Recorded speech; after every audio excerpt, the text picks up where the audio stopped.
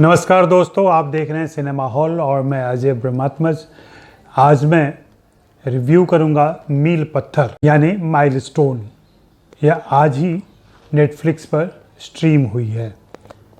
Review शुरू करने के पहले मैं चाहूँगा कि आप buy me a coffee link पर नीचे जाएं और मेरे लिए कॉफ़ी ख़रीदें और उन मित्रों में शामिल हो जाएं जो मुझे लगातार सपोर्ट करते हैं।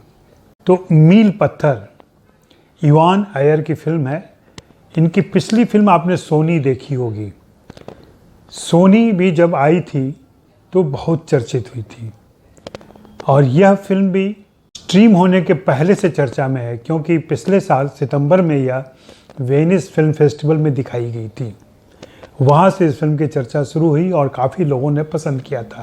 हम आप जैसे दर्शक इंतज़ार कर रहे थे कि यह किसी OTT प्लेटफॉर्म पर आए तो हम देख सकें, और अब यह नेटफ्लिक्स पर आ रही है। इवान अयर की फिल्म एक ट्रक ड्राइवर की ज़िंदगी पर केंद्रित है। ट्रक ड्राइवर गालिब इस फिल्म का प्रमुख चरित्र है और उसी के इर्द गिर्द कैमरा घूमता रहता है या उसी के नज़रिए से हम बाकी चीज़ें देखते हैं। उसके जीवन में अकेलापन है, उसके जीवन में उदासी है। हालांकि वह 5 लाख किलोमीटर अपनी गाड़ी चला चुका है, लेकिन दुनिया देख नहीं पाया है, क्योंकि ट्रक ड्राइवर की नज़र सिर्फ सड़क पर रहती है। भले ही वो कितनी भी दूरी तय करे, कितने भी शहरों से गुजरे और कितने भी, तो गालिब की ज़िंदगी में भी ऐसा ही है। और हम देख रहे हैं कि वह अपने पेशे से, अपने काम से बहुत ही प्यार करता है, क्योंकि वही उसकी पहचान है। फिल्म में एक जगह संवाद भी आता है, ट्रक का ड्राइवर होना ही मेरी पहचान है, यही मैं हूँ, इसी की वजह से मैं हूँ और मेरा ड्राइवर बने रहना ज़्यादा ज़रूरी है।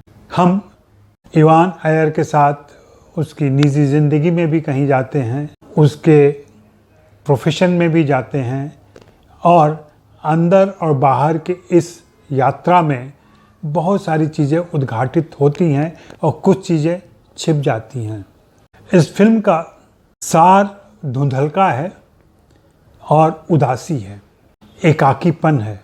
इस तरीके से यह फिल्म एक ऐसी कविता रचती है जिसमें एक अलग किस्म की गेयता है।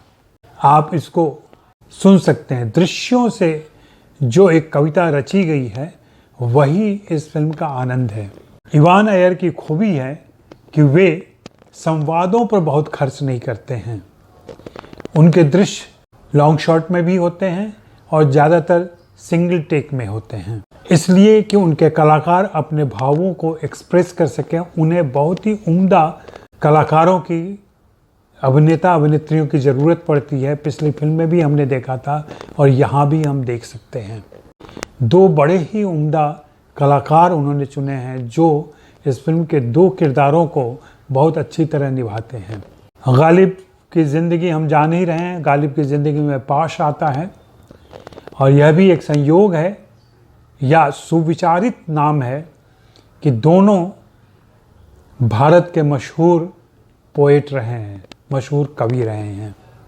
पाश पंजाबी के कवि रहे हैं, गालिब उर्दू के कवि रहे हैं।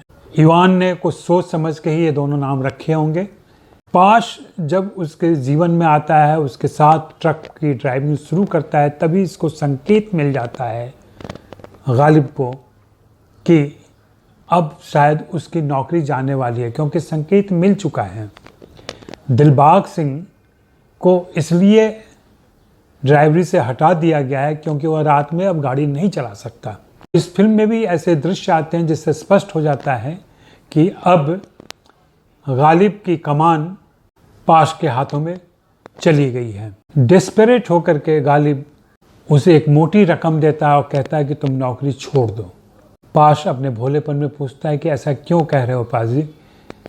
तो पाजी बताते हैं, या तो तुम नौकरी कर पाओगे या मैं कर पाऊंगा। पाश वहाँ एक सुझाव देता है जिस पर उसे एक छांटा पड़ जाता है। बाद में हम उस दर्द को समझ पाते हैं जो पाश का है।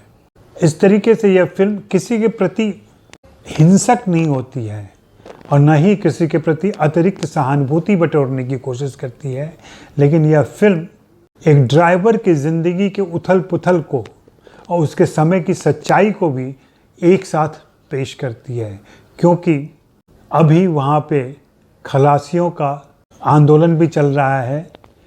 उन्हें अपने 2 रुपये की रकम बढ़वानी है मजदूरी में, इसके लिए वे स्ट्राइक पे चले गए हैं, जिसकी वजह से मजदूर नहीं मिल रहे हैं ट्रक पे लोड करने के लिए, और यह काम भी गालिब को करना पड़ता है। हम देखते हैं कि गालिब की पीठ में दर्द है, कमर पे दर्द है, उसका एक हाथ कमर पे ही रहता है और वह थोड़ा उचक कर चलता है।